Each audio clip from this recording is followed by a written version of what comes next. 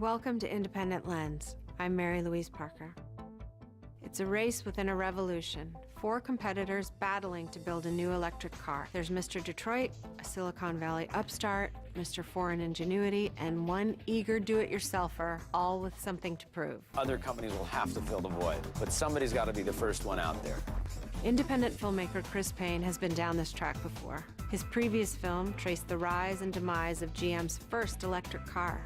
I think this definitely is Act 2 of the electric car saga. Where you don't know if the hero's alive or dead. You're not even sure who the hero is anymore. That was enough to convince these notoriously secretive rivals to allow him 3 years of unprecedented access as they attempt to engineer an automobile that will win with consumers. Cars are synonymous with the American dream, but the politics of oil and environment are raising questions on how to fuel that dream. Revenge of the electric car. Next.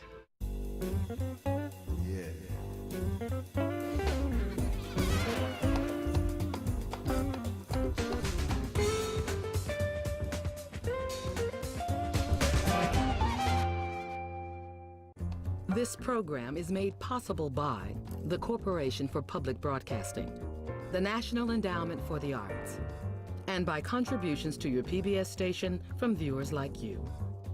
Thank you.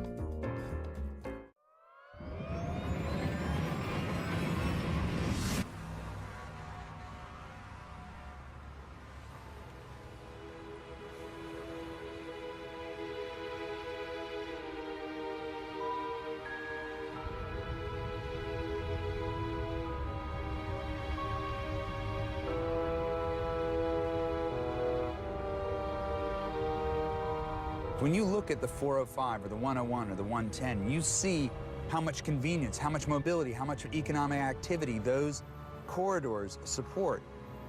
It has built fortunes, it has saved lives, it has created communities, it's made untold numbers of businesses possible.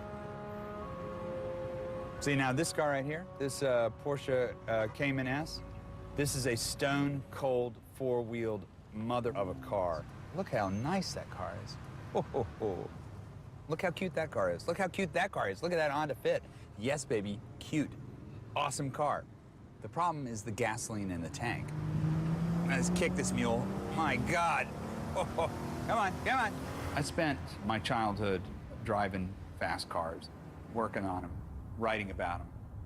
I love gasoline horsepower. But I've come to the conclusion that I'll never buy another gasoline-powered car as long as I live. The only way forward is electric cars.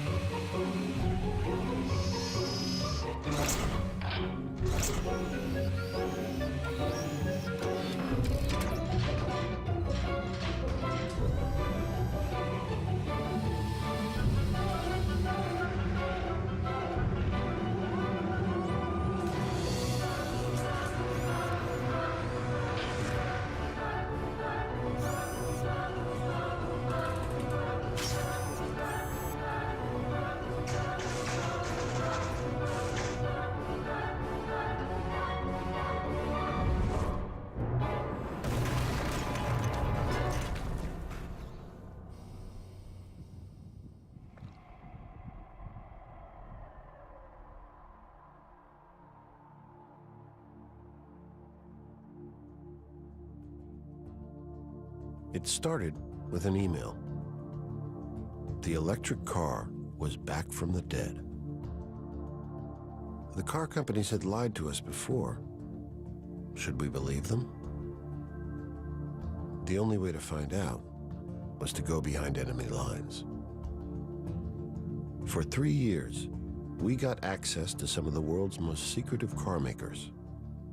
Let's start with the biggest and baddest of them all. General Motors. Over the last century, GM has churned out over 400 million gas-burning cars and trucks.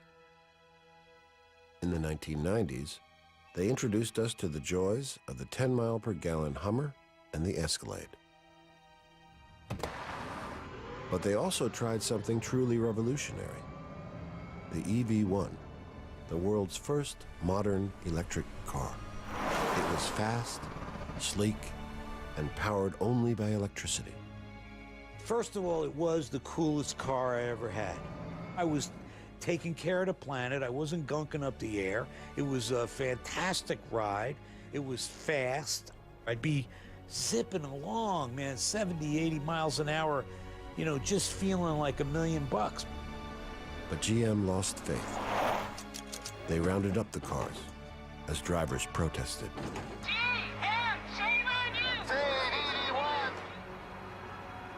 Then they crushed them and left them for dead. GM's chief executive, Rick Wagoner, later called it his biggest mistake.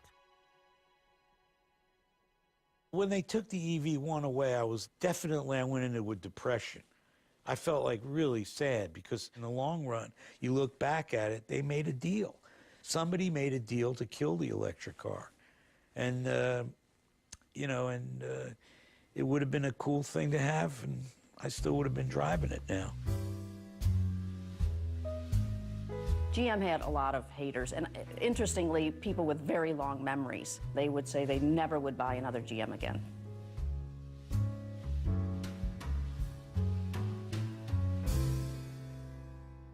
GM got a lot of bad publicity for the EV1, but here's where we are now. There's not only a business case for electric cars, there is a compelling business case. There is an inevitability to this technology. It has come so far, so fast, at a time when gasoline and the politics of oil have become increasingly problematic. I think that when gas prices were high, there was a degree of excitement around electric vehicles that we hadn't seen before. I'm sick and tired of worrying about gas prices every 6 months. I'm sick and tired of these failed wars in the Middle East. I'm sick and tired of breathing the air that we're breathing. We have the technology, we have the know-how, we are innovative. Let's act like it. I do not believe this is a problem that is going to be resolved by regulators and bureaucrats. This is a problem that's going to be solved by engineers, innovators, and entrepreneurs.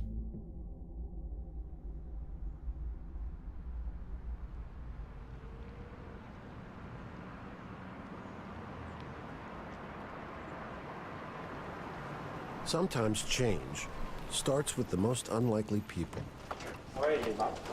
Pretty good, thanks. Can't complain. Business is lousy, but other than that, everything's fine. I found out what cigars you like. Oh, yes. This guy sure doesn't look like a radical. Never one to turn down a bribe. And where's the brandy snifter? Meet Bob Lutz, Mr. Horsepower. We wouldn't be doing this in California. Bob is vice chairman of General Motors and their media frontman. Yeah, right there, eyes are perfect. Chin up a little bit. We need to kind of make you look badass anyway, so. Fat ass? Bad. Bad, okay. One of the guys who was blamed for killing off the EV1. Great. And you mean the Obama pose where you're sort of looking for divine inspiration? You're gonna look kind of like that when you... A threatening pose. Not too threatening. We don't want to, it's the last thing we want to do right now.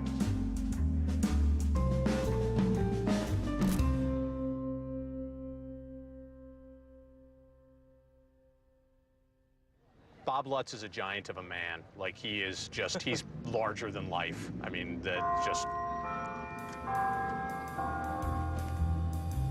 Bob's been a car guy all his life. He's been vice president of Ford and BMW and president of Chrysler. Ever heard of the 3 Series? The Viper? The Ford Explorer? That's Bob. he has a brilliant mind. He has a brilliant brain when it comes to what an automotive enthusiast wants.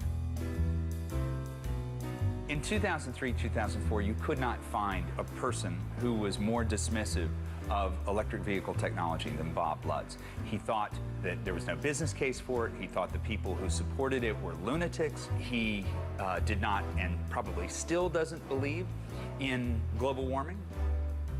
Then I think something happened to Bob Lutz. I think he began to see some sort of light.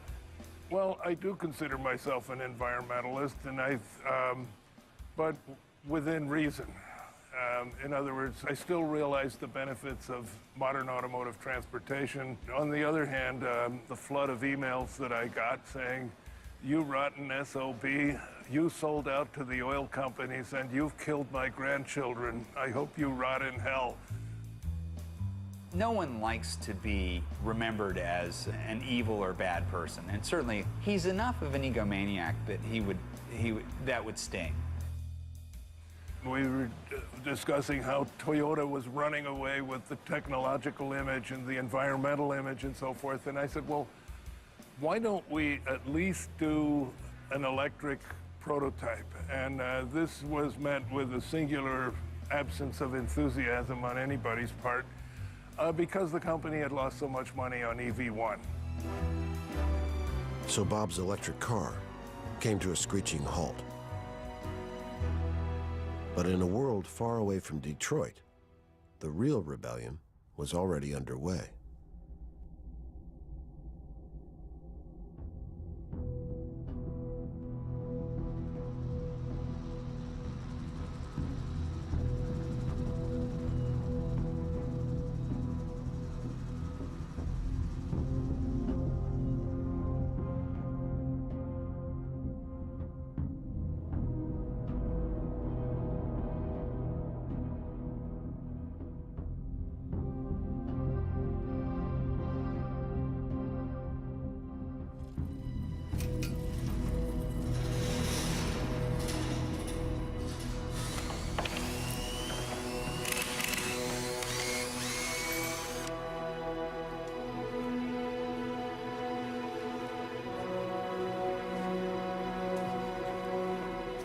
It's launch day for America's newest car company. Drawing inspiration from one of the 20th century's most revolutionary inventors, the father of AC electricity, Nikola Tesla.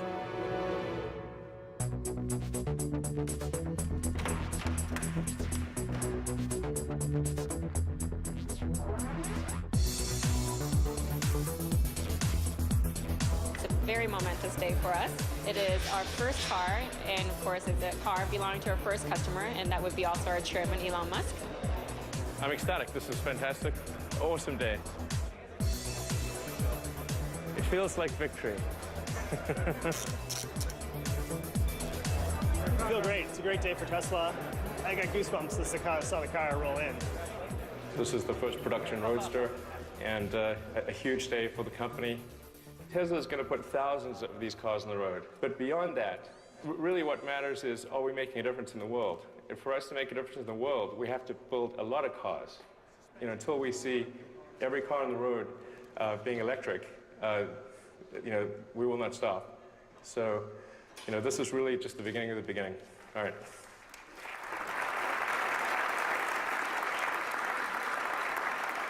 Elon Musk is a true believer, and he put you know, a tremendous amount of his personal prestige and personal wealth into that company.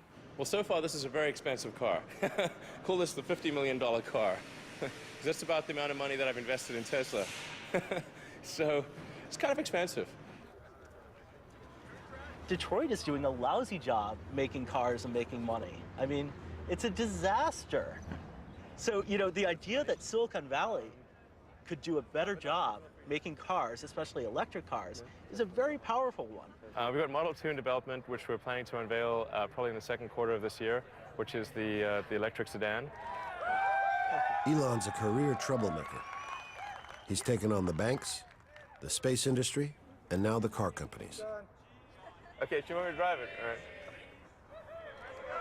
Sweet.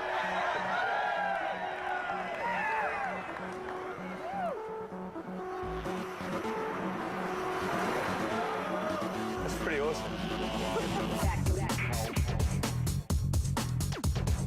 For me, Elon Musk has always been not really so much a car guy as an entrepreneur. He's had lots of companies in the past. He sold PayPal to eBay.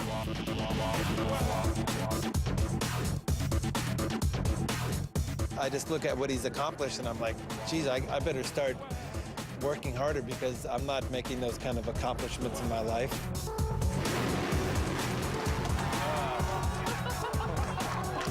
It's just a giant kick in the balls to the people that said we couldn't do it and that commercial space doesn't work. Elon Musk is about as close as you're going to get in real life to Tony Stark. And it shows you how one person can make a difference with a certain amount of smarts and inspiration to change the way people think.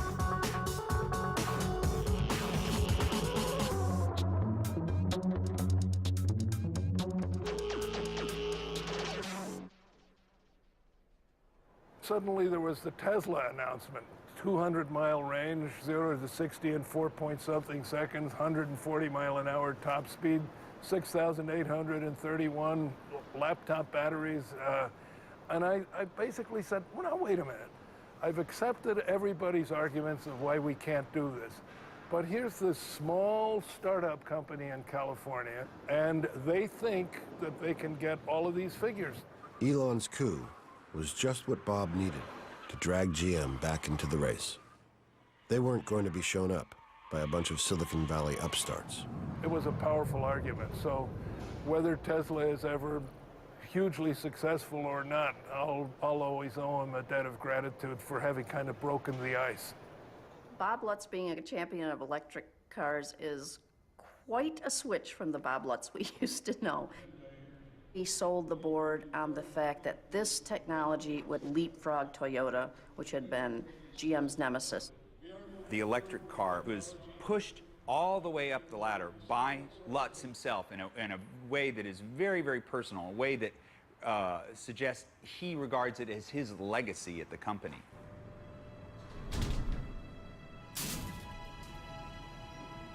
But the Volt wasn't going to be a pure electric car. That was a step too far for GM. So the company bet on an electric car with a backup gas engine. This would give it more range when the batteries ran out of power. And then, Bob persuaded the company to put the Volt front and center at GM's 100th birthday party. We're in the executive garage in the basement of the Renaissance Center, and this is the most secure location that we could find in the building. You notice we have plenty of security down here. And here is our baby. It's now my great pleasure to present to you the production version of the Chevrolet Volt.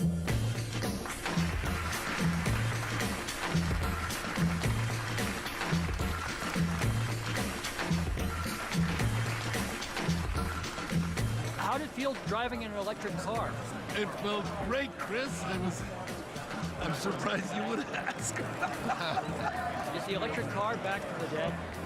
Well, you could argue was it ever dead, because I think people were, even after we recalled the EV1s, there were still electric vehicles out there. But I think it's back with a vengeance, and I would say the electrification of the automobile is a foregone conclusion.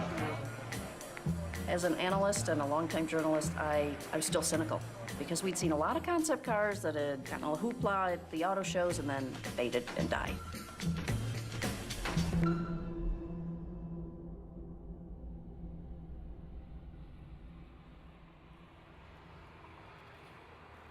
Some people aren't going to wait around for corporations. Around the world, an underground movement is growing. These people are making their own electric cars, right here and right now. I'm Gadget.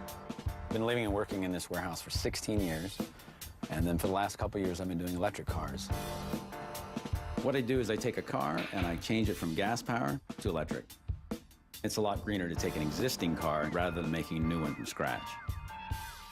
I've got a Triumph Spitfire, a GT6, and a 67 Camaro.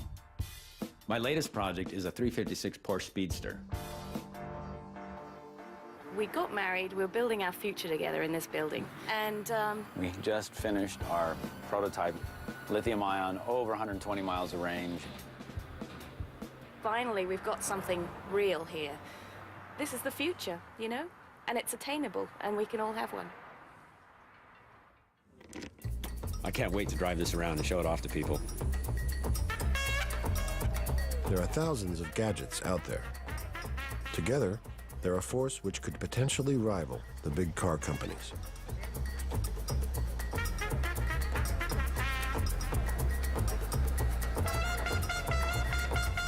But for the big players, the stakes tonight are even higher. This is the first time GM has faced the electric car community since the EV1 disaster.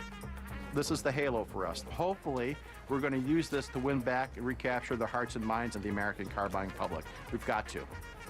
I'm not Darth Vader. I'm not a bad guy. I'm not a liar. I'm a father. I'm a dad. I'm a husband that really cares about doing the right thing. And the only way to get people to believe me is to talk like that, right? And now they've got Tesla biting at their heels, too. Tesla is definitely the star of the show. You look at the two cars, there's not really any competition. The Tesla has a very high price point. I know that there's some sort of battery issues going on with the Tesla, so it's different. It's in its own little category. The Chevy Volt is going to be something that's much more affordable compared to the Tesla for everyday consumers to purchase. That is gorgeous. It is gorgeous, but it's $100 grand. But we need something that everyone can afford. The Volt one, I think, speaks to me just because it's practical, but that one speaks to me because it's fast and cool. Put me down for one of each. It is very good to have something that is a stopgap for General Motors to ultimately cut the umbilical cord of fossil fuels and get really onto electricity. And if that means that we have some competition, good. It's good for us. I love having GM here. You know, the fact that they've got a range extended electric, if people drive that car and find that they never fuel it up, that means that they'll realize that they don't need a gas car. They can go pure electric. So it's a stepping stone.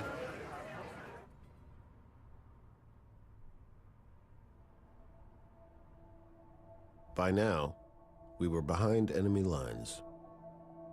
5 years ago, we would have been arrested trying to get in here. Now, we were Bob's guests. The question was, who was playing who? Had Bob become a true believer, or was he just stringing us along? This is one of the old Malibus, but it was dimensionally close enough that we could put all the Volt hardware underneath it. I've driven a lot of things during my long career, and to drive a fully electric car, lap after lap after lap around the grounds here, I really had the feeling of it being a historic moment. Certainly was in my career. If a technology can win over a doubter like Bob Lutz, it can win over a lot of people, a lot of consumers.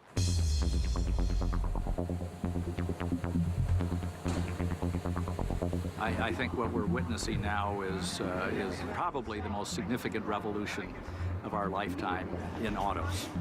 These are not hobbies. These are people responsible to shareholders. They can't afford a hobby. They need to make this a winner. This is real scale industrial innovation and deployment.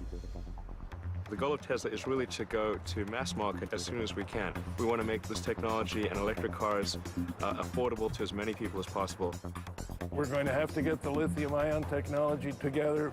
We're going to have to work the integration between the gas engine and the lithium-ion battery pack. We're going to have to do all of that because we want to launch in the fall of 2010.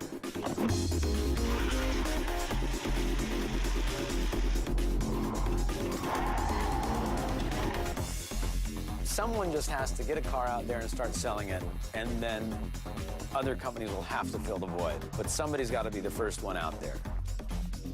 We have copper wires coming from Finland. The electric motor is made out of our facilities in Taiwan. So my job is making sure that we can produce to our production schedule.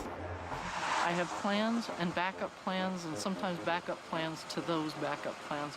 And I'm always worried about what I'm missing. What have I not thought of? What has the team not thought of that's going to trip us up in the next 2 years?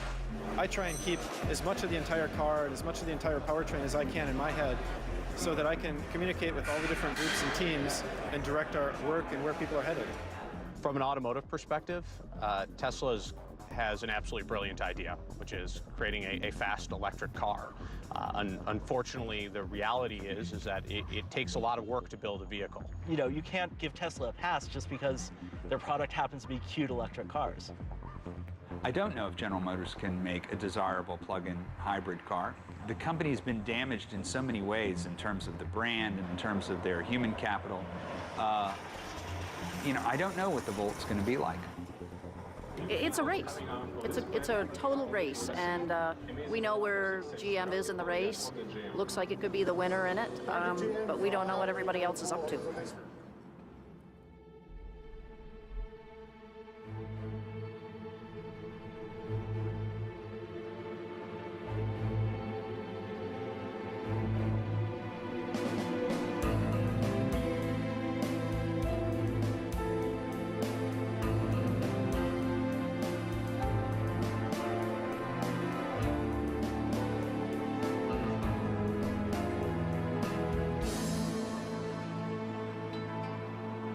Every revolution needs its Napoleon, its master strategist. The world's most formidable car mogul was about to enter the EV race. It was time to meet the Emperor. There is no give in that man. There is no dream in that man. He's not a visionary. He is a capitalist. An enormously controlled, driven, desperately smart man who measures success, indeed life, by dollars and euros. Carlos Ghosn doesn't get up in the morning unless there's money in it. I recommend you go meet Carlos Ghosn and administer sodium pentothal. I want to know what this guy knows. I want to know how many chassis they're going to put this electric architecture into. How flexible is it? How much does it weigh? How scalable is it? I want to know exactly how they plan to make money. Okay, so who's leading the meeting? Yeah, just a quick recap on the progress we have made getting the conversation started in the global marketplace for Nissan on zero emissions and electric vehicles. When people express doubts about electric car, I think we should not go very heavy on this. We should say, yeah, maybe there are some concerns, we're working on them, and say, why? I don't want to wake up competition. I don't want to wake up competition. Because the more we are progressing, we are investing in batteries, we are investing in cars. This takes a lot of time, a lot of money. They didn't start. So every day they don't start is a good day for us. Our big difference is it's affordable. Yes. And it's mass marketed. That means you're going to be able to find it in every country, at every dealership you want. You know, the Japanese are famously averse to saying no directly. That is not Ghosn's problem. Look at how he made his reputation. He was the Axeman at Nissan. When Carlos Ghosn took over Nissan, Nissan was on its knees. It was almost out of business. He made a reputation as being this sort of terribly, terribly deliberate, driven, unsentimental guy. You know, 5 years ago, Ghosn wasn't talking about electric cars. It's remarkable the transition that has happened in the past 5 or 6 years when not only have they decided to go into the EV market, they have based their whole company strategy on it. Well, we knew Nissan was working on lithium-ion batteries, and they have been working on them for many years. But I think it came as quite a surprise when Mr. Ghosn announced their very aggressive strategy in electric cars. We didn't have truth serum, but we did have access and inside intelligence. Carlos was going to outflank his rivals with the Leaf, a pure electric car with a 100-mile range, priced for the widest possible market. We are the only one on the offensive with the electric cars, and everything we've seen is more defensive moves. What's the price of the price of their electric car today? 4.6 million yen. $50,000? It has nothing to do with the electric car. I mean, this is a niche product. It's going to be a massacre.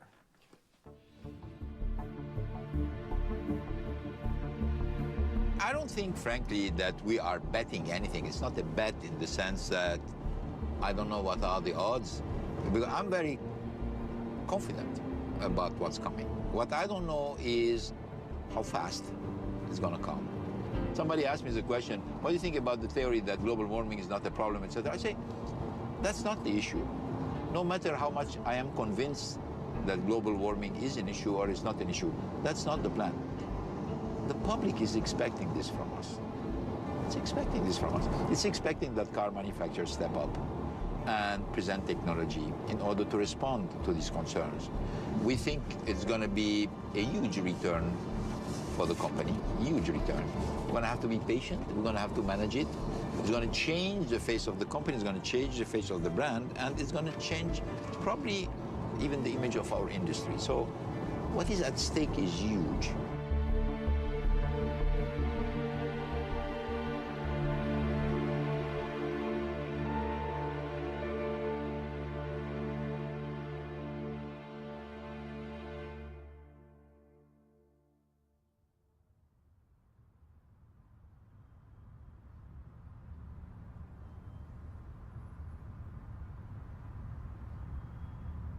Just as electric cars are starting to catch on, the economy collapses. Almost half of the world's financial wealth disappears, along with millions of jobs. At that point, Lehman Brothers had collapsed. Credit had totally dried up. That shut off the valve of car sales. We didn't know how many car companies would exist, and including, would there be any Americans among them? GM is on the brink of bankruptcy. Will the electric car be another casualty of the recession? No one, it seems, can escape the turn of fate.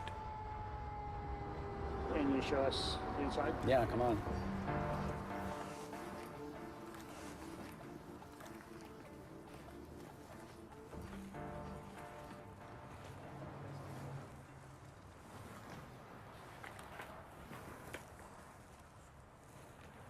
This was our 100-plus mile range electric car.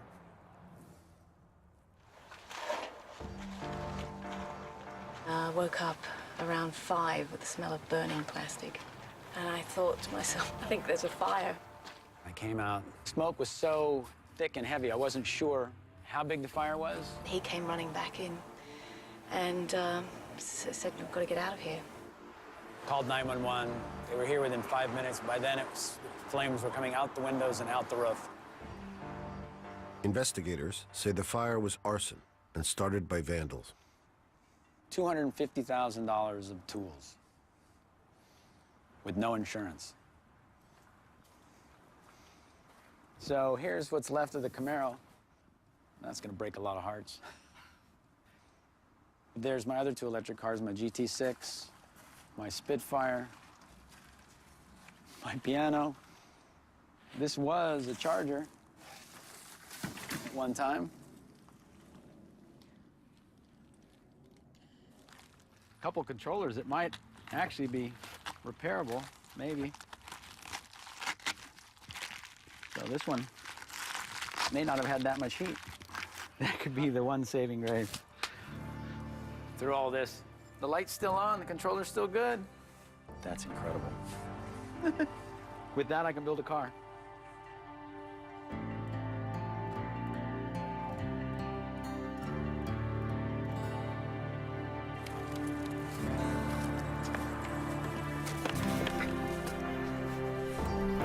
Some tea. Yeah, I'll put the kettle on. Good.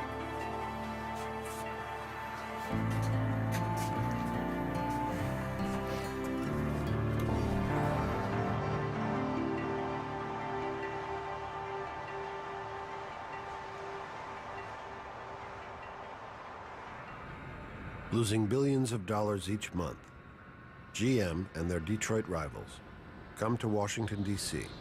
to ask for help. They arrive in corporate jets. Not the best way to plead poverty. Well, do you know how they got down there? Right. On private jets. Yeah. What the hell? They zoom in a private jet. What do you think the folks are going to say? Oh, yeah, let's give them more money. We're here today because we made mistakes, which we're learning from, because some forces beyond our control have pushed us to the brink. Can you just tell me in absolute terms, how much money do you need to survive? Give me your worst case scenario. The worst case scenario, the amount of money would be significant. I mean, we have suppliers. What is significant? $4 or $5 billion every month. My fear is that you're going to take this money and continue the same stupid decisions you've made for 25 years. I'm afraid we're going to do this. It'll be a short-term bailout, and you didn't get the message. Give us the cars that we want, that other companies have been able to give us. How much money do you As public outrage grows, Bob is sent out to calm the mob. You got a little pin on there. It says GM. Yes. Does that stand for Grand Mason? Are you one of the... Are you secretly controlling the world economy? Oh, gee, I wish we were. If you were controlling the world economy, you would be doing a terrible job right now, I have to say.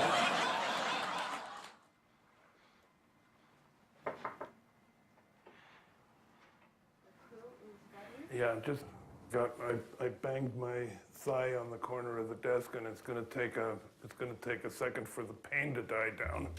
I'm trying to catch up on my emails. I'm getting so many as a result of the TV appearances. I think they were worried I would say the wrong thing, you know, because generally our communications strategy is in the direction of risk avoidance. In other words, a TV interview where nobody says the wrong thing and you get off relatively unscathed is considered a success. But the problem is you haven't used the opportunity to convey any positive information. So I'm not a proponent of the risk-free communications approach. Mr. Horsepower has been cut down to size. However Bob spins it, there's little to celebrate in Detroit. 4 of GM's brands will be axed, including Hummer. Hello, Mark. Hello, Mark. Hello, John. Even their lunches are looking a little less lavish. Oh, it's sandwich surprise. What we need to do is just go over the North America Auto Show, the lineup. Yeah, all right. I'll show you what this looks like, but this is the wall and one turntable. Radically de-blinked from last year. Radically de-blinked. Yeah. I mean, it would be a good time for a little humility. It would be. Yeah. Not now, when? Yeah. I'm very afraid that GM's going to disappear in the next year. And I'm very afraid for our entire economy. I'm very afraid for the automotive industry in general if that happens. GM represents such a huge chunk of jobs in the overall nationwide economy that to see them fail would be horrible.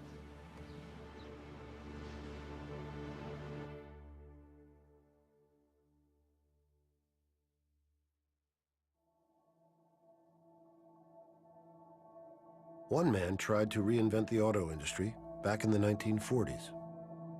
Preston Tucker started a car company from scratch.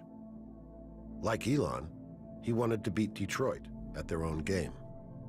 But after making just 51 cars at his headquarters in Chicago, he went bankrupt. Preston Tucker's biggest problem was he underestimated the amount of money it took to keep a car company going. And then that led to him getting into legal problems. And that was the end of maybe a very good idea.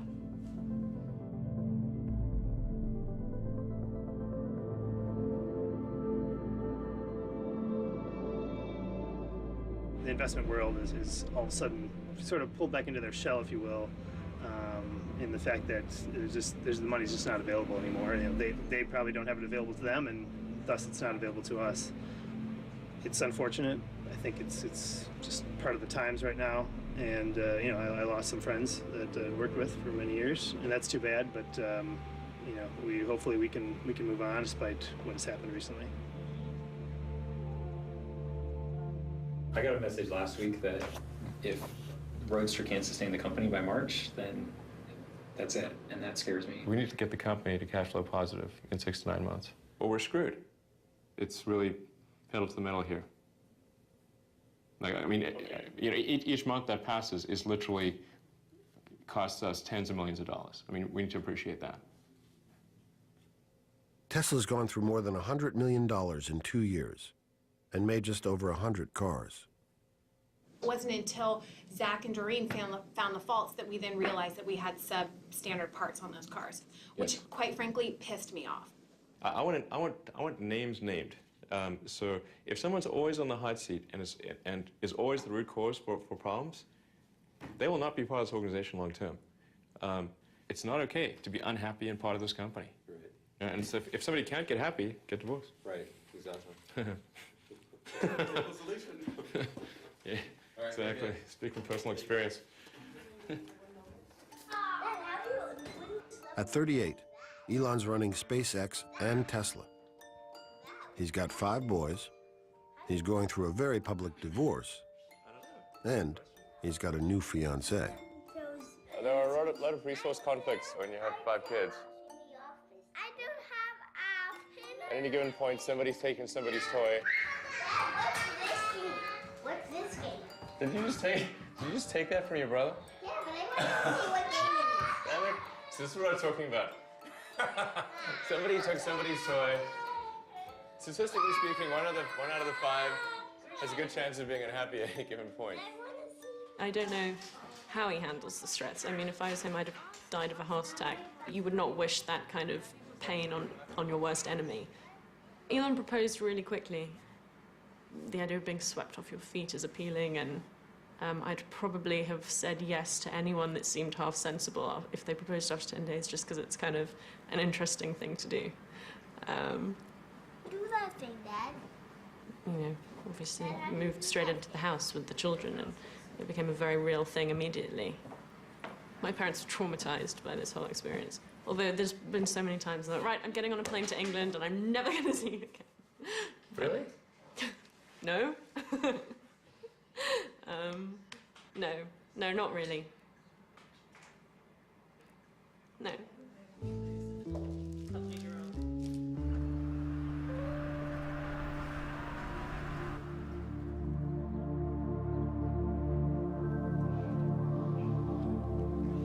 All right.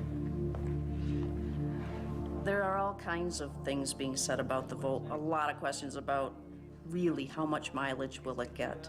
There have been rumors about spending a lot of time in the wind tunnel, changing the design, the battery having technical issues and really not being able to deliver on GM's promise.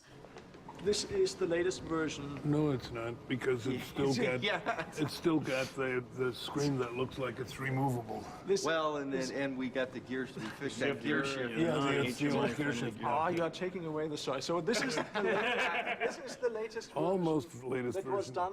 It looks like it's removable, so you think people would want to grab it and pull it. And the second thing is, think of all the dust and crud and cigar ash and everything that's going to get down around behind those cracks. I'm not the only cigar smoker in the world. Yes, are you guys going to go in and make sure that thing actually has snap to it? Do you think Bob Boniface and the design group would leave a key transition like that to a bunch of engineers and die makers? Well, but you know, let's put it this way: it happened before, and now we're scrambling around trying to get it back again. These things keep coming along from people outside the car business who have knowledge in some area and frankly have a tendency to treat the car business with disdain, because they say, yeah, but that's the old Rust Belt stuff, and they're still making these things in great big factories with a lot of workers. We believe in Moore's Law, you know, and by applying the principles of electronics, we can really revolutionize this thing, and they all fall on their butts. I mean, without fail. And I hope the best for Tesla. You know, I like those guys, and I think we would all like to see successful production of electric vehicles, whether they're ours or somebody else's. But I think Elon Musk and the guys are learning what it means to put automobiles into production. Yep. It ain't easy. Yep. In 1920, in the U.S., there were about 300 car makers. Today, there are 2.5. It is a very demanding business that is constantly consolidating and chucking the little guys out.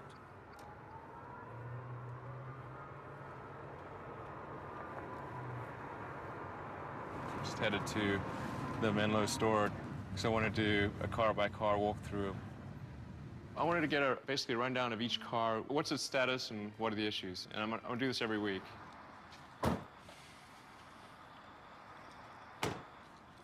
Hey, Greg, the key fell apart. Of course it did. Yeah, this is definitely on list of improvements. Well, this is one of the cars we rejected for... Holy mackerel. Jesus. Yeah, like, we have like an army of cars here. Like, Jesus. I'm looking like we're going to be able to deliver 4 cars to the sales team. This is frightening. What's going on here is the team has been doing a little bit of rework today. Remember I was talking to you earlier about the vehicle that had the noise, had the transmission noise? Yeah. One of the points into that too, just kind of some of the inclement. You can see It looks this like here something on the got dragged fenders. over the surface. Yeah. I mean, we should be inspecting it at this level. If it's getting scratches in shipment, then we need to get the, you know, either ding the shipping company or find some way to stop that, you know? I agree. Jesus, the breather hose is coming up that high? Yeah. What the? Yeah. Why?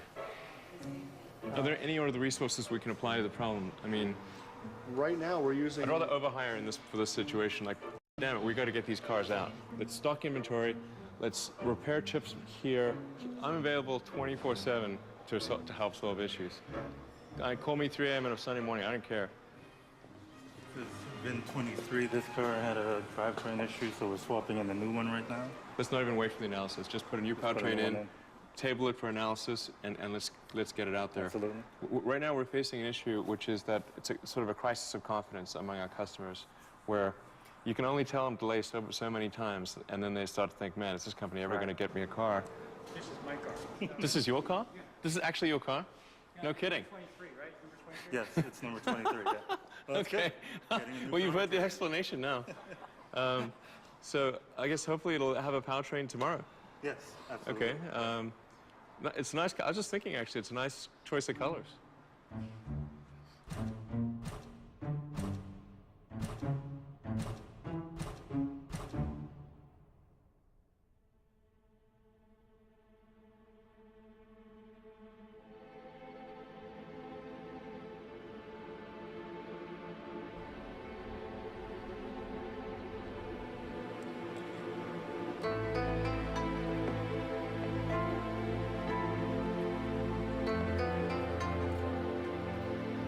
Hello, how are you? When I think about Carlos Ghosn and his approach to the EV market, I think of Sun Tzu, The Art of War, be where your enemy isn't. And so he has decided to build a 1 million vehicle market. They're talking about building, 150,000 EVs in North America in the next 3 years. This is a big strategic move. And if it fails, there will be no Carlos Ghosn, and there might not be a Nissan. That's how high the stakes are. Good morning, how are you? Good morning. Yeah. Anything special we need to feature on it? Yes. So basically, this is a DR car. Yeah. So, I mean, So this is production car? yeah, production Yeah. car. So interior also we have these two. This is where you have the different charging station and information on this. Okay, very good. This is an electric vehicle, so we have to care about the window noise. Yeah. So, for example, the shape, special shape of the headlights to optimize the wind noise. Right. Okay, very good. That's we've done blue. We have the blue color. We have the antenna on the. What's the weight of the battery on it? 250 kilograms. This one on the 250. We have a normal trunk. Yes. Can we open the trunk or not yet? 330 liter Very good. BDA. Okay. Anything else? That's it? Yeah. Very good. After years of planning, Carlos is ready to launch his $6 billion offensive. The only question, will his rivals get there first? Honda entering in an EV market With a key car. Okay. So they're all in the principle that small, which is good for us, that they stay in this niche. But this is the 1.2 million yen? target.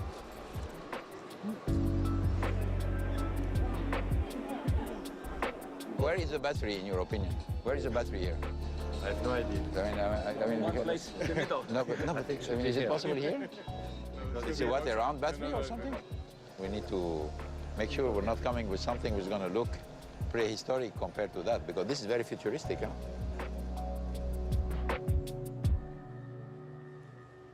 Can Carlos Ghosn and Nissan make money on the Leaf and other electric vehicles? Because we don't know how much the car is going to cost, we don't know what the profit margins are, and don't know what the production volume is.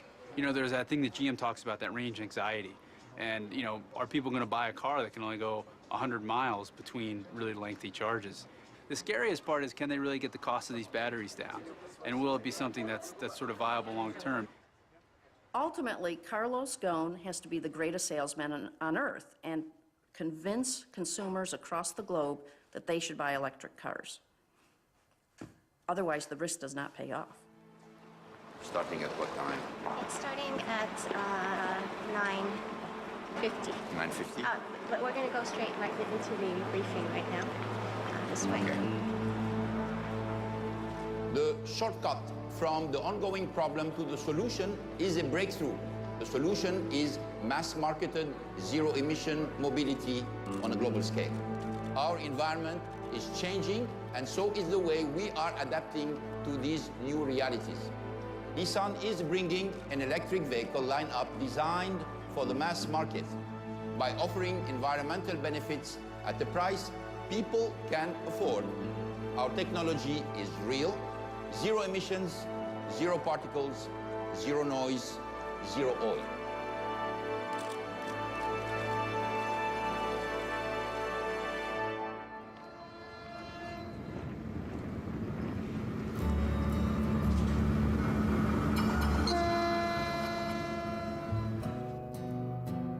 Well, after the fire, Charlotte and I were living on the bus for 2 months, and with the fire, it made me really look around, maybe open my eyes and see what else is available. Thanks to a loan from family and friends, Gadget starts over. This is the new building. The thing that I really like about this is that this is a disposable building. It's just a sheet metal shed. I'm going to build a new building inside of it, and as my building comes up, I'll slowly tear this one away. So it'll be sort of the old shedding away and the new coming up through it. There's no electricity at all. There were homeless people living in here with fires, so the whole place is covered with soot. I want to take this roof and take it up higher. We'll have a couple of car lifts in here. And then in the back part of the building, this will be a nice little place for a garden.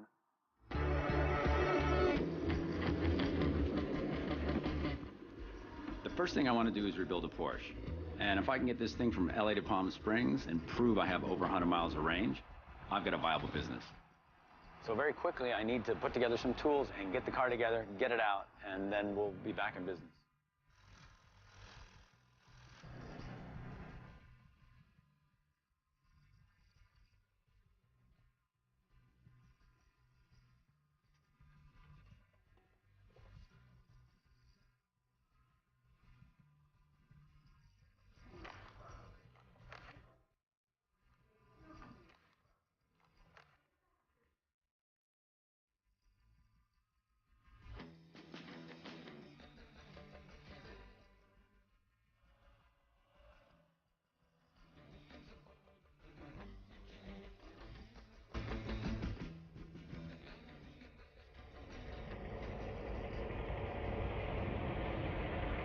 After a year of delays, Tesla Roadster number 23 is finally delivered. Several hundred more are still on order.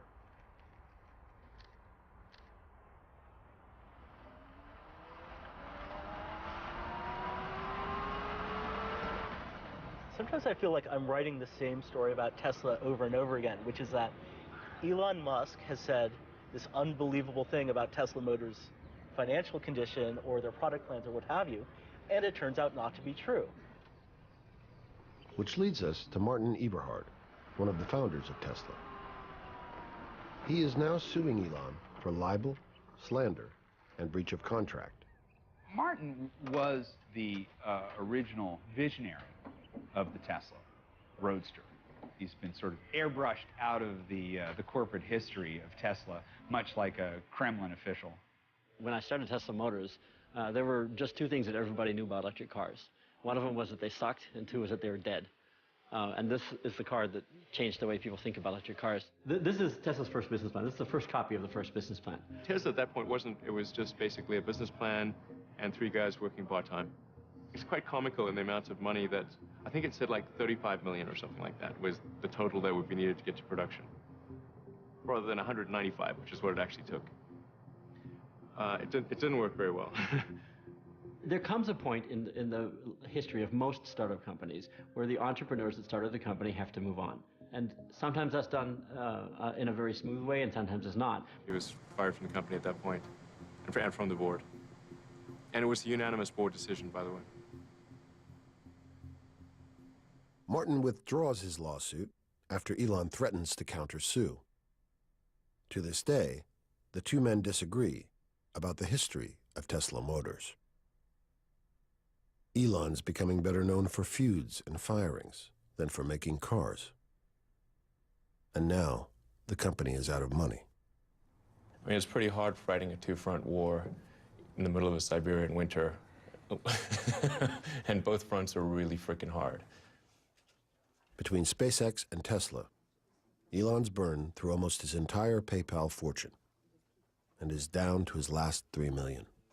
Just to keep Tesla alive, I had to wire $3 million personally with no guarantee of anything, basically wire the funds and say, use it. Otherwise, we wouldn't be able to make payroll.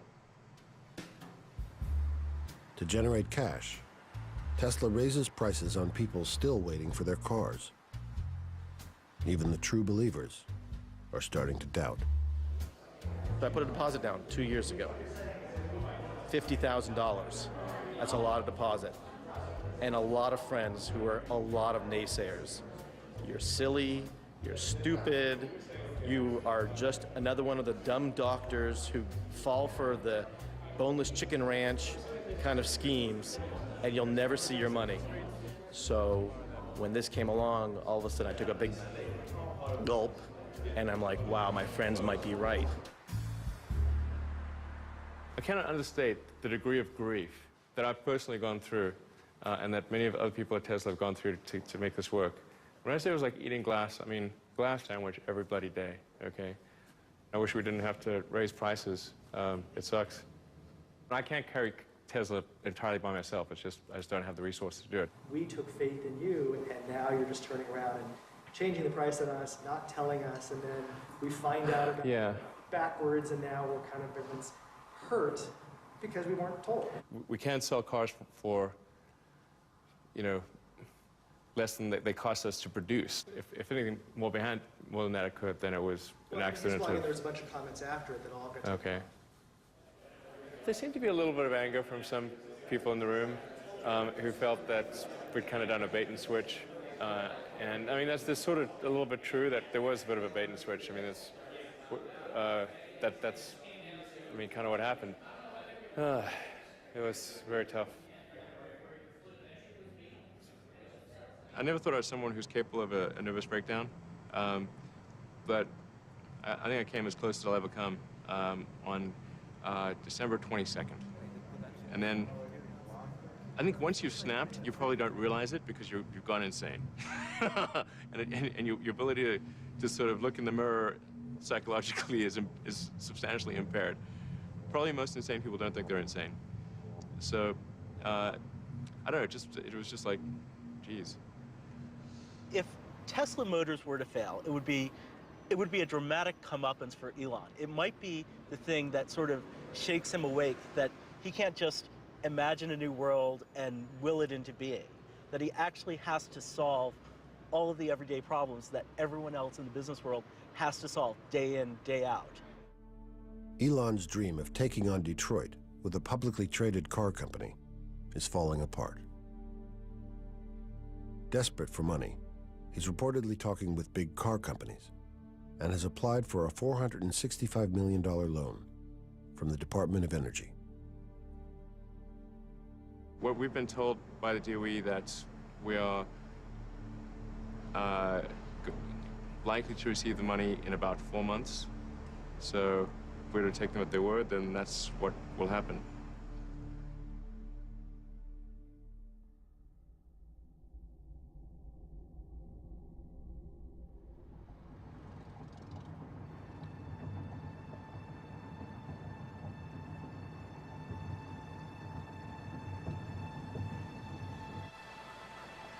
Eight Mile was always the dividing line. South of 8 Mile was Detroit. North of 8 Mile were the suburbs. Regardless of how bad the economy got, it never went north of 8 Mile. And then in maybe the early 80s, it never went north of 12 Mile, 13 Mile. Now, you can go up to 16 Mile, 17 Mile, and you see a multiplicity of for sale signs, and never had you seen that before. And I think that really demonstrates the dire time that we're in.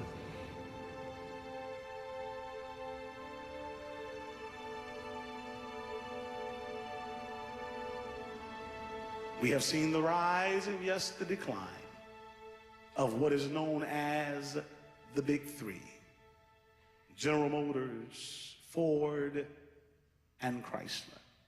Lives are hanging in an abyss of uncertainty as both houses of Congress will decide on whether they will or will not extend a helping hand.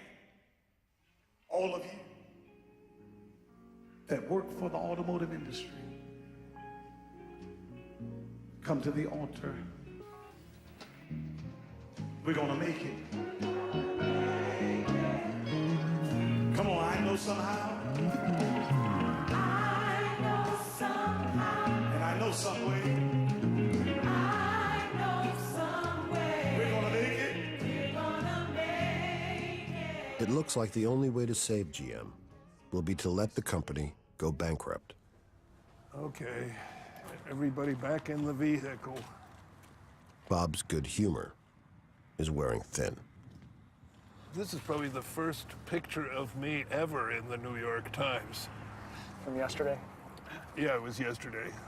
Well, the gist of the article is, could we please tell the truth about General Motors? And the whole tenor of the congressional testimony and the questioning has been, we just insisted on making big trucks, and we failed to see the change, we failed to see the handwriting on the wall. And the wise Japanese, in their infinite foresight, saw this coming and concentrated on small cars. And, you know, that is wrong on so many levels. The American public, environmental sentiment aside, goes where the gas prices are. There is a risk at current gasoline prices that the Volt will experience the same fate as the EV1. That is, everybody looks at it and says, that's nice, but why should I pay all that money for that thing when I can buy gasoline at $1.50 a gallon?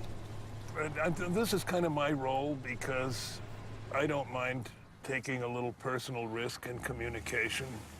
And given my age, this is another good thing. See, given my age, if I really say something that is unfortunate, and has the potential of causing the company some embarrassment, they can always say, well, that's Lutz, you know. I mean, he's a good guy, but he is getting on a bit. So.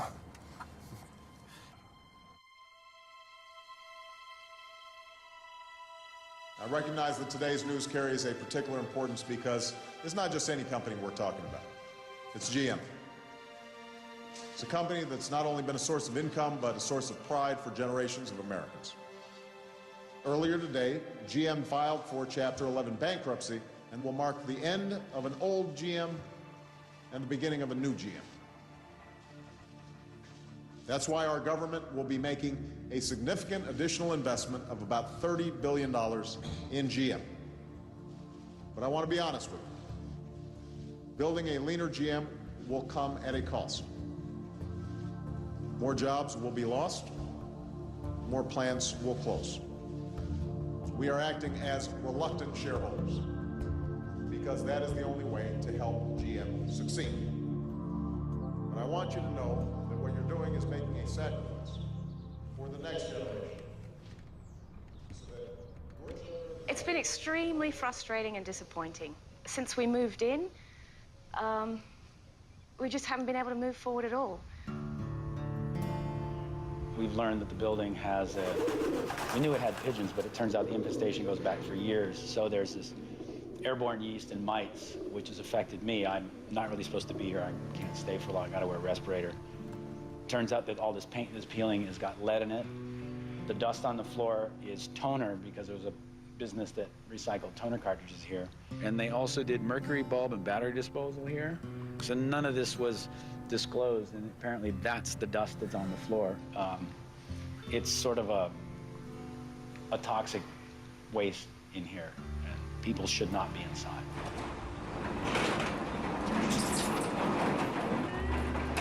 The whole time that we've been here has been hard.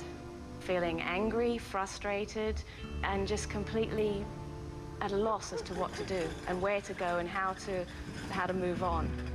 It's just taken the wind out of my sails.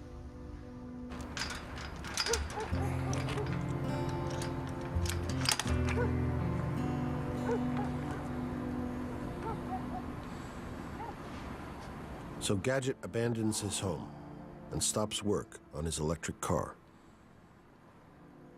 Like Bob and Elon, he's discovered that revolutions don't come easy.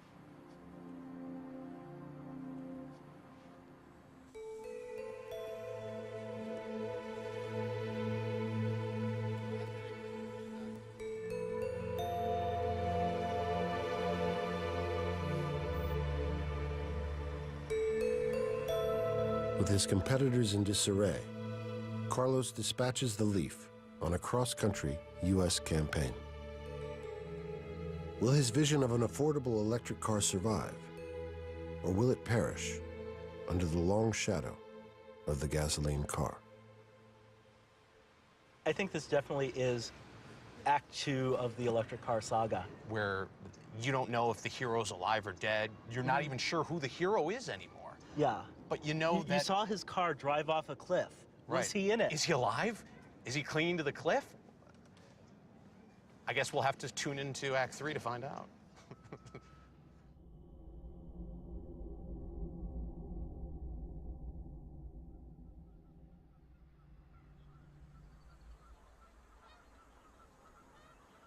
President Obama fires GM CEO Rick Wagner, and Bob goes into exile. The Volt is in jeopardy, along with Bob's legacy. We have 2 white swans, and she's been sitting on eggs for weeks and weeks, and the cygnets hatched. And day before yesterday, there were 4. Last night, there were 3.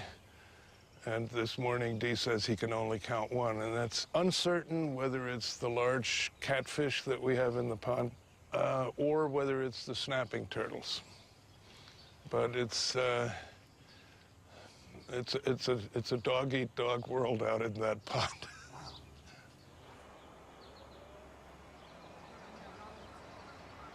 I think you have to start slowing down at some point and enjoying life a little bit more.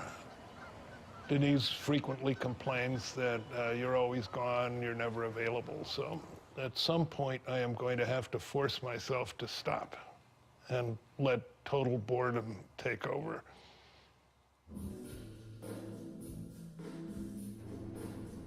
Tesla gets a $90 million lifeline from Daimler, but the DOE loan has still not come through. So Elon plays his last card.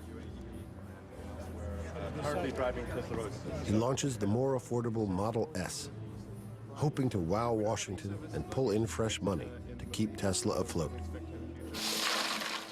But behind the scenes, the Model S prototype isn't quite ready.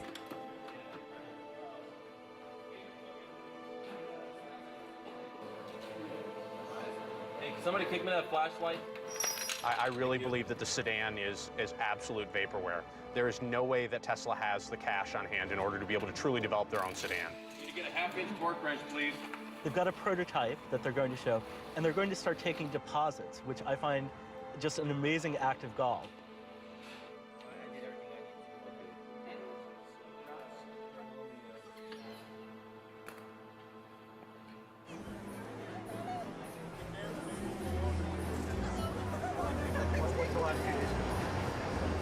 last few days, last few months, or just been a very, very high workload, and then between SpaceX, Tesla, and kids, there's just really not enough time in the day, so not enough time to sleep. And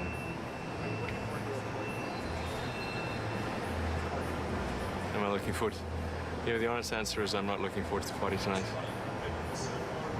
50-inch TV at the same time. All night long I'll be selling cars for 5 hours after sort of selling cars for 5 hours before that. It won't be fun for me. I hope it's fun for others, though. You can actually fit a 50-inch TV, a surfboard, and a mountain bike at the same time. Extremely good handling. You need a spatula to turn this thing over. Hope you consider buying one. Okay, I think it'll be well suited, Definitely. The perfect thing for Maria. In his final years, Nikola Tesla was ridiculed for making outlandish claims. Is Elon facing the same problem? Oh, Elon's gonna lose his shirt. Yeah, Elon's gonna get crushed. People said he'd never get the rocket in space. He did that. People said the Roadster would never get delivered. He did that. People said he'd never get 100 of them done. He's got 200 done. I think it's ridiculous to criticize somebody who's actually creating a change. As an entrepreneur, you can't listen to the noise. And you certainly can't listen to losers who have never accomplished anything with their life who are obsessing about you. Please.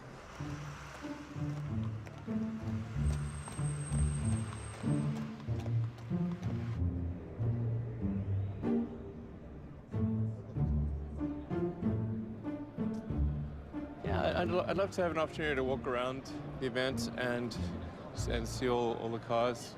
I don't actually pay close attention to what others are doing because I have so much to do at Tesla and SpaceX. See that one? That looks like very much a concept car. Sorry. It's all right. Just chase us around. Oh, hey.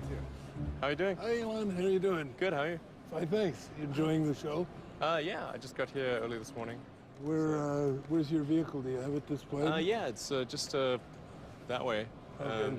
So you're not in Electric Alley? We're close. Yeah. Well, we're not in Electric Alley either with the Volt. You had a look at the BYD? No, I haven't actually had a look at anything yet. I've just been in meetings all morning. There's some really strange stuff here in Electric Alley. Oh, that's cute. I'll tell you what, I'll go at it in my Corvette ZR1 and you can chase me down with this thing. But the Nissan Leaf, certainly, what do you think of that?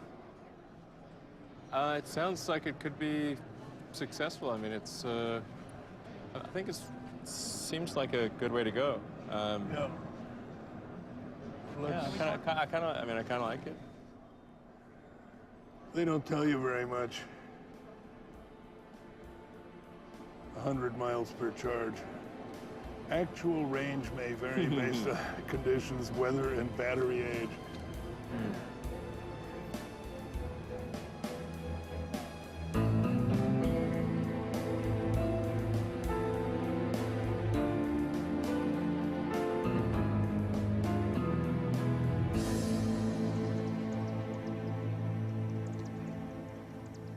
Well, we're going to go for the groundbreaking of the facilities that are going to build the batteries and the electric cars for the United States. It's an important investment for us. We're talking about 200,000 battery a year and 150,000 car a year. This has been described as the largest deployment of electric vehicles and charging infrastructure ever undertaken. I'm very proud that Tennessee is an integral part of this effort. Everybody's going to come to the game when their electric car will be ready. Do you feel like you're ahead of the game? I don't feel, I am. Carlos sounds confident. But truth is, he's gambling with billions of dollars and tens of thousands of jobs. And the sharks are circling. I'd like to know if the Leaf would be affordable enough. The Leaf, the shift to electrification of vehicles, as a risk for Nissan or not? What was the personal thought process? Was there a certain aha moment? The aha moment is every day.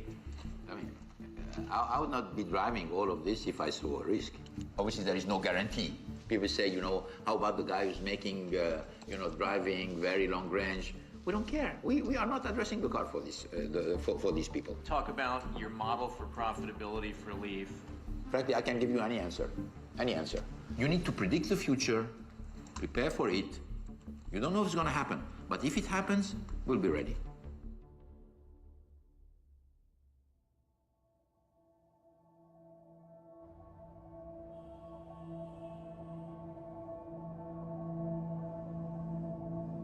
A few blocks from the hotel room, where Nikola Tesla died penniless 60 years earlier, Elon faces his final challenge: selling Tesla to Wall Street.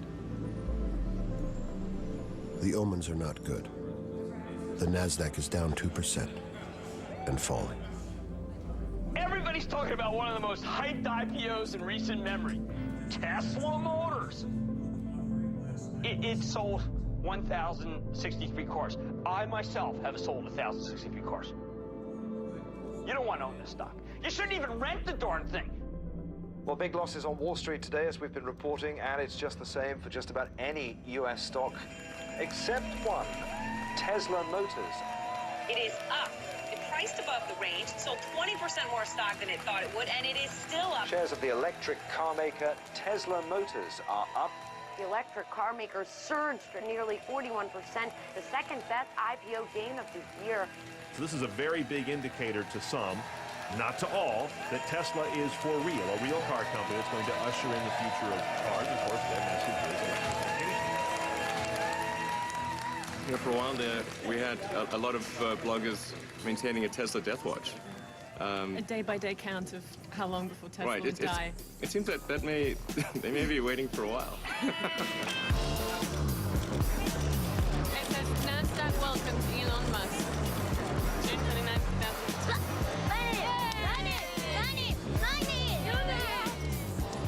2000. You know, sometimes success is the best revenge.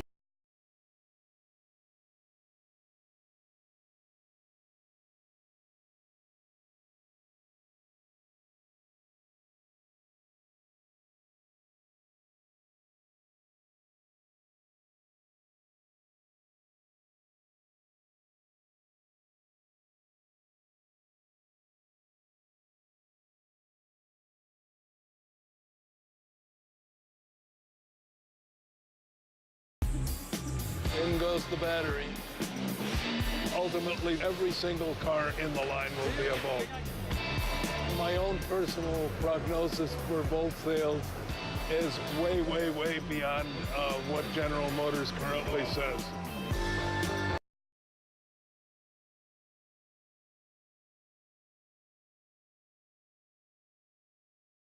How are you? Well, good to see you. How are you? It's good to see that the line is very, very busy, huh? Please sign my book for me. Thank you, Mr. Gone. It's an honor to meet you. On an all-electric vehicle, it makes me feel like I'm on the front end of something new. It's a new wave. I can look back years from now when it becomes popular. I can tell my kids, hey, we were one of the first that came up with the new electric vehicles. It'd be astounding to be able to tell them that years to come.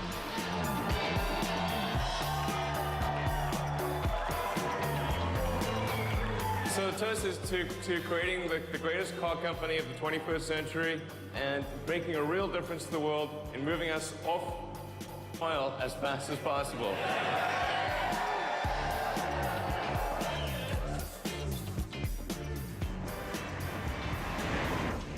And Gadget finally finds a new home. This is a really big new year for us because last year we lost everything.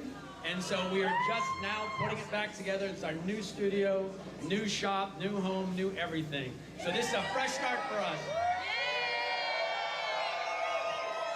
10, 9, 8, 7, 6, 5, 4, 3, 2, 1.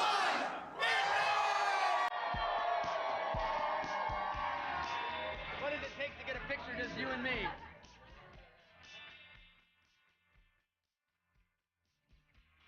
What's needed for the real revenge of the electric car? Time.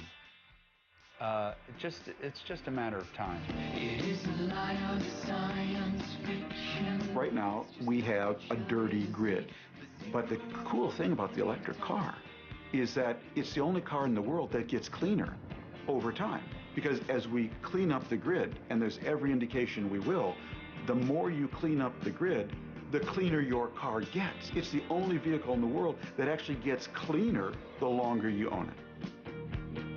What we're proving in Israel is that we can actually put a system in place, an extension to the grid, that would get a country off oil.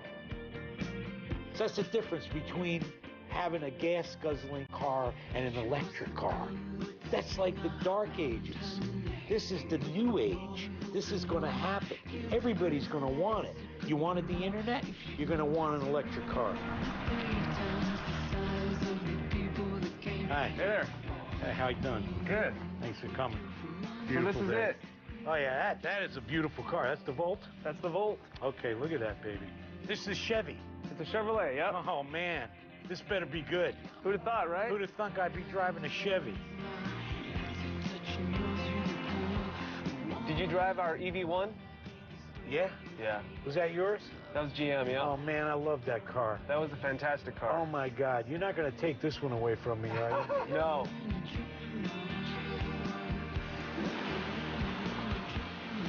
That's the most solid Chevy I ever drove in my life. Seriously. I don't want to wait another 60, 70 years before we catch up to the reality that it's here now. These innovations are here. Bring them to me. I want to play.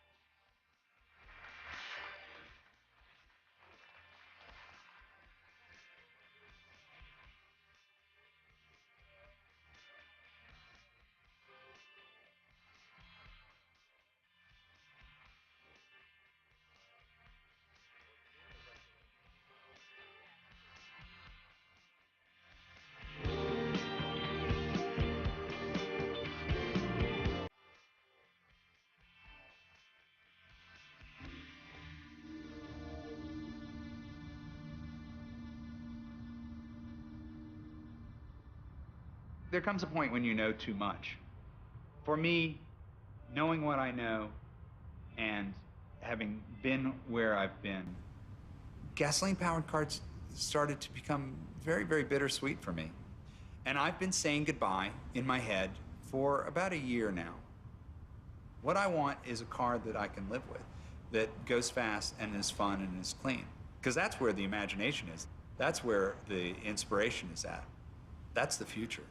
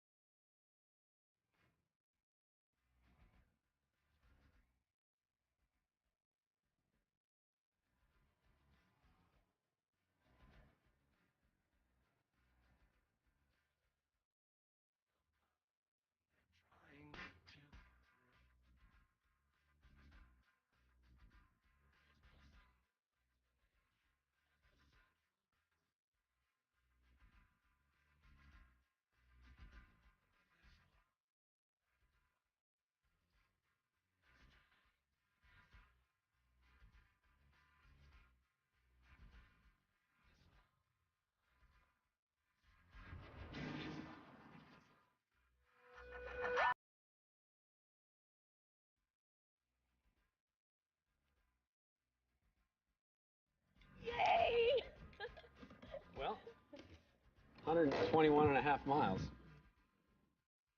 Fantastic.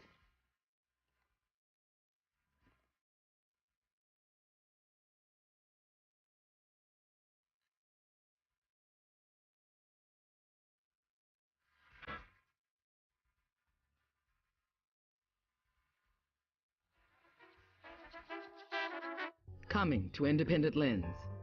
The American bison survived the Ice Age, but was hunted down to a handful of survivors. This land still has the memory of what the buffalo means to it. The bison once were here. Will they flourish here again? That's the question and the debate. If buffalo are ever to make it, now is the time. Facing the storm. See you next time on Independent Lens. Connect with Independent Lens online at pbs.org. You can also follow us on Facebook and Twitter. Watch videos and explore interactive features. There's always more to every program on our website.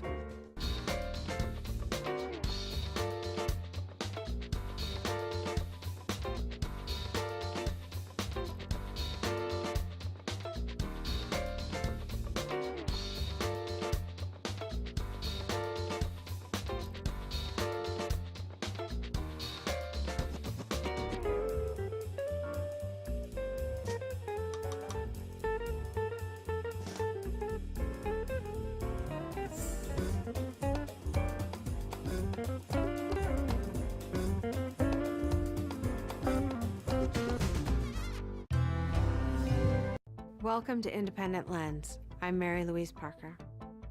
It's a race within a revolution. 4 competitors battling to build a new electric car. There's Mr. Detroit, a Silicon Valley upstart, Mr. Foreign Ingenuity, and one eager do-it-yourselfer, all with something to prove. Other companies will have to fill the void, but somebody's got to be the first one out there. Independent filmmaker Chris Payne has been down this track before. His previous film traced the rise and demise of GM's first electric car. I think this definitely is Act 2 of the electric car saga. Where you don't know if the hero's alive or dead. You're not even sure who the hero is anymore. That was enough to convince these notoriously secretive rivals to allow him 3 years of unprecedented access as they attempt to engineer an automobile that will win with consumers. Cars are synonymous with the American dream. But the politics of oil and environment are raising questions on how to fuel that dream. Revenge of the electric car. Next.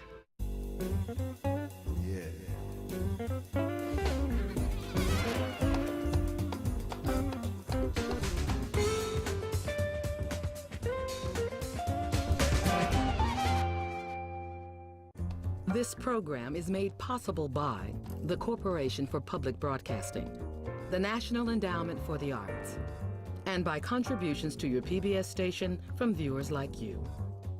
Thank you.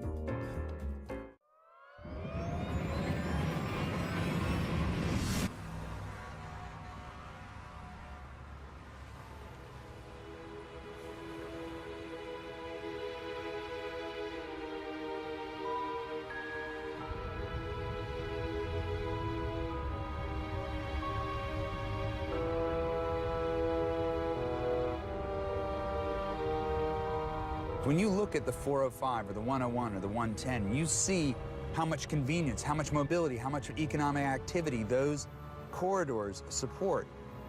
It has built fortunes, it has saved lives, it has created communities, it's made untold numbers of businesses possible. See now this car right here, this Porsche Cayman S, this is a stone-cold four-wheeled mother of a car. Look how nice that car is. Ho, ho, ho. Look how cute that car is. Look how cute that car is. Look at that Honda Fit. Yes, baby, cute. Awesome car. The problem is the gasoline in the tank. Let's kick this mule. My God. Ho, ho. Come on, come on. I spent my childhood driving fast cars, working on them, writing about them. I love gasoline horsepower. But I've come to the conclusion that I'll never buy another gasoline-powered car as long as I live. The only way forward is electric cars.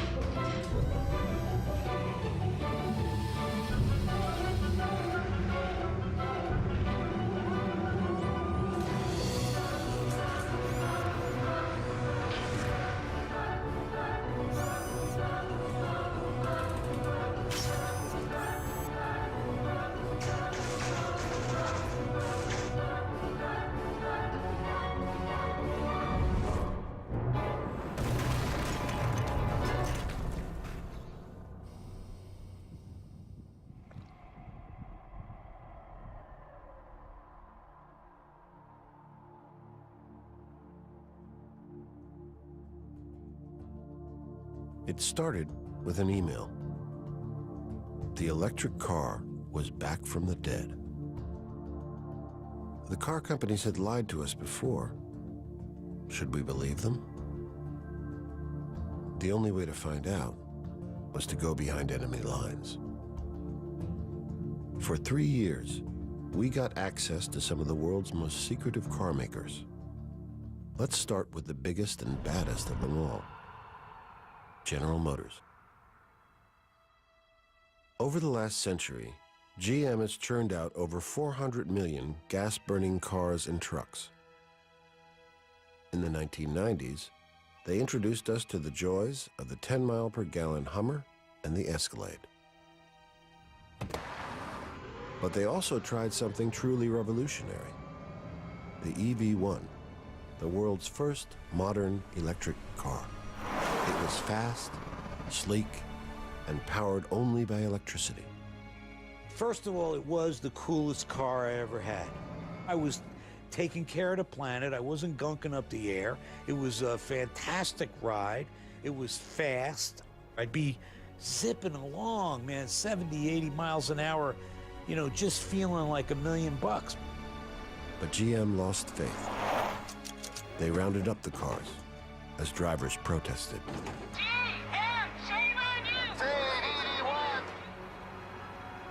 Then they crushed them and left them for dead. GM's chief executive, Rick Wagoner, later called it his biggest mistake. When they took the EV1 away, I went into a depression. I felt like really sad because in the long run, you look back at it, they made a deal. Somebody made a deal to kill the electric car. And,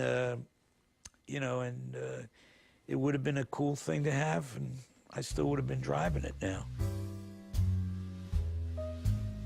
GM had a lot of haters, and interestingly, people with very long memories. They would say they never would buy another GM again.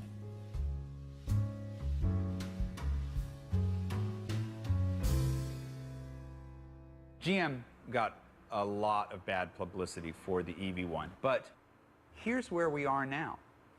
There's not only a business case for electric cars, there is a compelling business case. There is an inevitability to this technology. It has come so far, so fast, at a time when gasoline and the politics of oil have become increasingly problematic. I think that when gas prices were high, there was a degree of excitement around electric vehicles that we hadn't seen before. I'm sick and tired of worrying about gas prices every 6 months. I'm sick and tired of these failed wars in the Middle East. I'm sick and tired of breathing the air that we're breathing. We have the technology, we have the know-how, we are innovative. Let's act like it. I do not believe this is a problem that is going to be resolved by regulators and bureaucrats. This is a problem that's going to be solved by engineers, innovators, and entrepreneurs.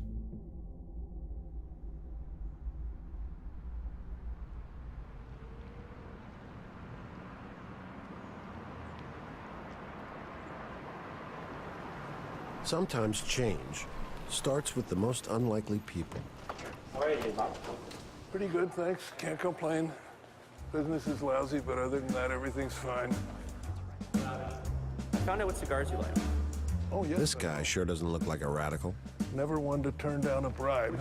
And where's the brandy snifter? Meet Bob Lutz, Mr. Horsepower. We wouldn't be doing this in California. Bob is vice chairman of General Motors and their media frontman. Yeah, right there, eyes are perfect. Chin up a little bit. We need to kind of make you look badass anyway, so... Fat ass? Bad, okay. One of the guys who was blamed for killing off the EV1. Great. And you mean the Obama pose where you sort of... This guy sure doesn't look like a radical. Never one to turn down a bribe. And where's the brandy snifter? Meet Bob Lutz, Mr. Horsepower. We wouldn't be doing this in California. Bob is vice chairman of General Motors and their media frontman. Yeah, right there, eyes are perfect. Chin up a little bit. We need to kind of make you look badass anyway, so... Fat ass? Bad, okay. One of the guys who was blamed for killing off the EV1. Great. And you mean the Obama pose where you're sort of looking for divine inspiration? You're gonna kind of like that meaning... A threatening pose. Not too threatening. We don't That's the last thing we want to do right now.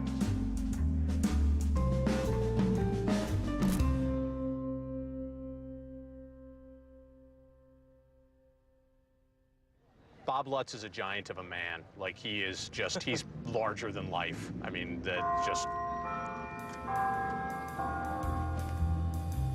Bob's been a car guy all his life. He's been vice president of Ford and BMW and president of Chrysler. Ever heard of the 3 Series? The Viper? The Ford Explorer? That's Bob. He has a brilliant mind. He has a brilliant brain when it comes to what an automotive enthusiast wants. In 2003, 2004, you could not find a person who was more dismissive of electric vehicle technology than Bob Lutz. He thought that there was no business case for it. He thought the people who supported it were lunatics. He did not, and probably still doesn't, believe in global warming. Then, I think, something happened to Bob Lutz. I think he began to see some sort of light. Well, I do consider myself an environmentalist, and but within reason. In other words, I still realize the benefits of modern automotive transportation. On the other hand, the flood of emails that I got saying, "You rotten SOB, you sold out to the oil companies and you've killed my grandchildren. I hope you rot in hell." No one likes to be remembered as an evil or bad person, and certainly he's enough of an egomaniac that that would sting. We were discussing. Welcome to Independent Lens. I'm Mary Louise Parker. It's a race within a revolution. 4 competitors battling to build a new electric car. There's Mr. Detroit, a Silicon Valley upstart, Mr. Foreign Ingenuity, and one eager do-it-yourselfer, all with something to prove. Other companies will have to fill the void, but somebody's got to be the first one out there. Independent filmmaker Chris Payne has been down this track before. His previous film traced the rise and demise of GM's first electric car. I think this definitely is Act 2 of the electric car saga. Where you don't know if the hero's alive or dead. You're not even sure who the hero is anymore. That was enough to convince these notoriously secretive rivals to allow him 3 years of unprecedented access as they attempt to engineer an automobile that will win with consumers. Cars are synonymous with the American dream, but the politics of oil and environment are raising questions on how to fuel that dream. Revenge of the electric car. Next.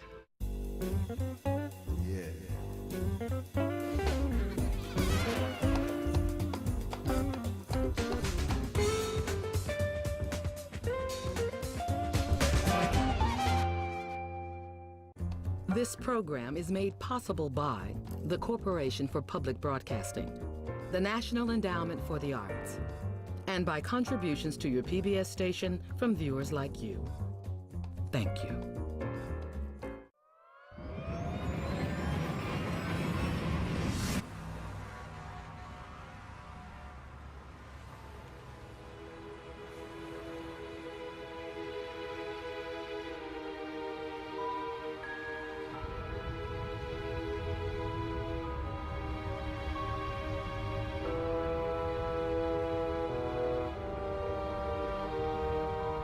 When you look at the 405 or the 101 or the 110, you see how much convenience, how much mobility, how much economic activity those corridors support.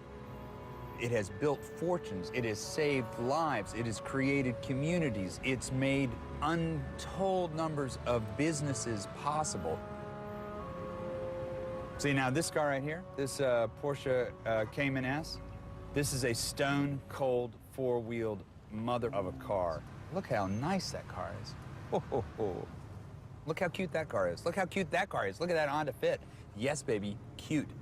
Awesome car. The problem is the gasoline in the tank. Let's kick this mule. My God. How Toyota was running away with the technological image and the environmental image and so forth. And I said, well, why don't we at least do an electric prototype, and this was met with a singular absence of enthusiasm on anybody's part because the company had lost so much money on EV1.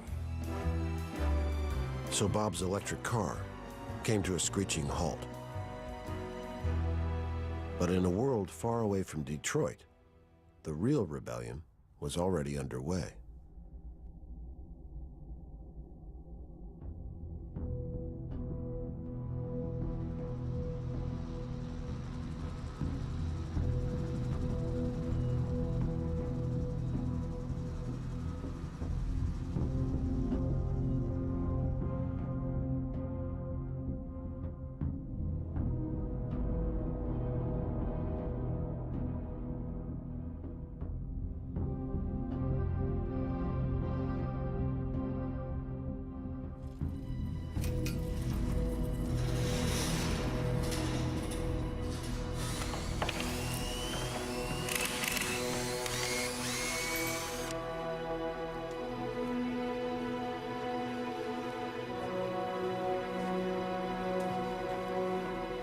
It's launch day for America's newest car company.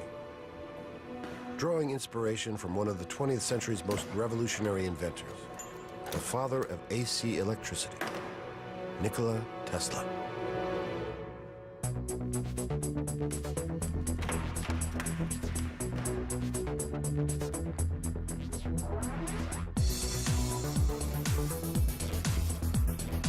Very momentous day for us.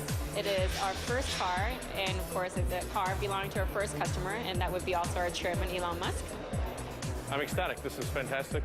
Awesome day. It feels like victory.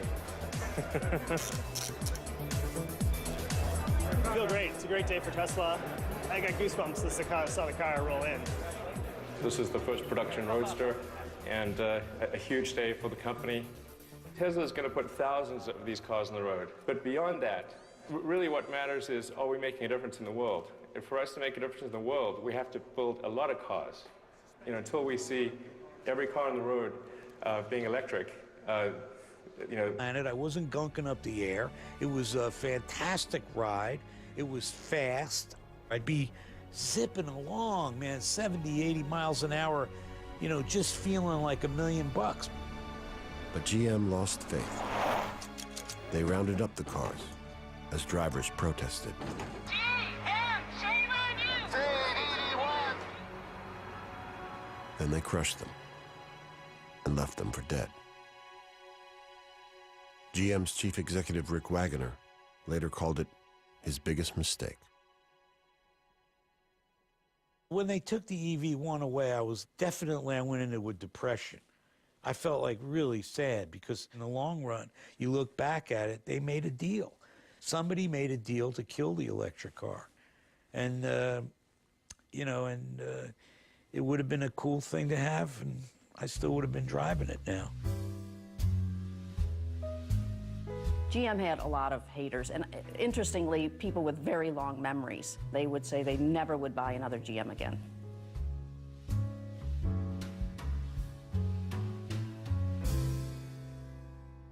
GM got a lot of bad publicity for the EV1, but here's where we are now.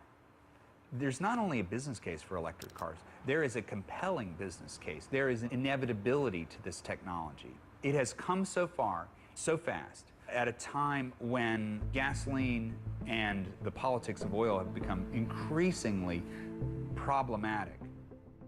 I think that when gas prices were high, there was a degree of excitement around electric vehicles that we hadn't seen before. I'm sick and tired of worrying about gas prices every 6 months. I'm sick and tired of these failed wars in the Middle East. I'm sick and tired of breathing the air that we're breathing. We have the technology, we have the know-how, we are innovative. Let's act like it.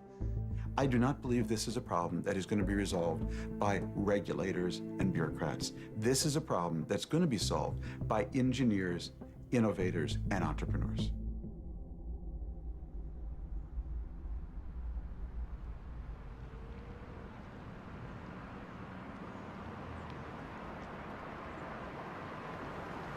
Sometimes change starts with the most unlikely people. How are you, Bob? Pretty good, thanks. Can't complain. Business is lousy, but other than that, everything's fine. I found out what cigars you like. Oh, yes. God. Oh, oh. Come on, come on. I spent my childhood driving fast cars, working on them, writing about them.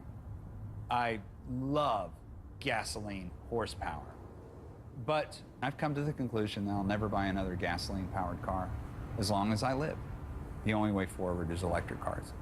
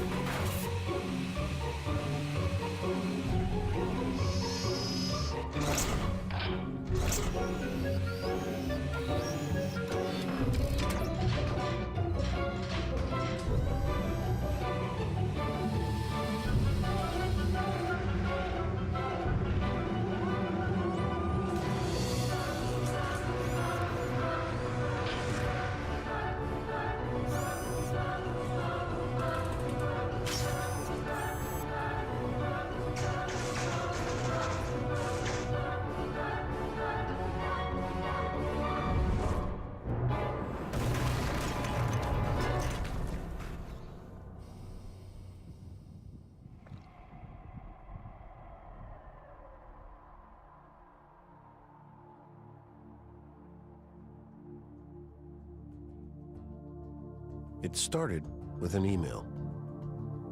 The electric car was back from the dead. The car companies had lied to us before. Should we believe them? The only way to find out was to go behind enemy lines. For 3 years, we got access to some of the world's most secretive car makers. Let's start with the biggest and baddest of them all, General Motors.